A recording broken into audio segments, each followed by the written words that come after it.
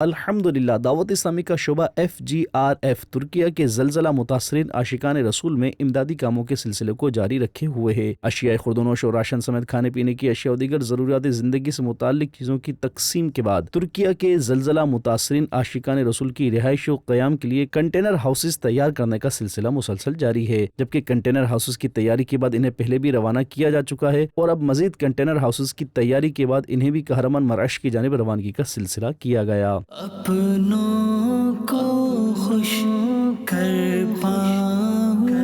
گا دل میں جب یہ ہوتا ہے، اپنوں کو خوش کر پاؤں گا دل میں جب یہ ہوتا ہے۔ اس حوالے سے نگران سینٹرل ایشیا افریقن عرب ریجنز نے مدنی خبروں کو بتایا۔ FGRF نے ترکیہ میں آنے والے زلزلے کے فوراً بعد زلزلہ زدگان کی مدد کے لیے خشک راشن، پکا ہوا کھانا، کیش، جیکٹس، کمبل ان کو پرووائڈ کی ہزاروں کی تعداد میں، اور اس کے بعد زلزلہ زدگان کی مدد کے لیے آفات کے تعاون سے، جو کہ یہاں کا ڈیزاسٹر مینجمنٹ کا ادارہ ہے، ہوم کنٹینرز دینے کا پلان کیا، اور آفات ہی کی ریکمنڈیشن کے اوپر یہاں انطالیہ میں موجود ایک فیکٹری کو ہم نے آرڈر دیے اور 94 کنٹینرز کی لاٹ الحمدللہ رب العالمین وہاں تیار ہو رہی ہے۔ اس میں سے اب تک تقریباً 40 کنٹینرز انطالیہ سے مہاراشٹر کے نزدیک ایک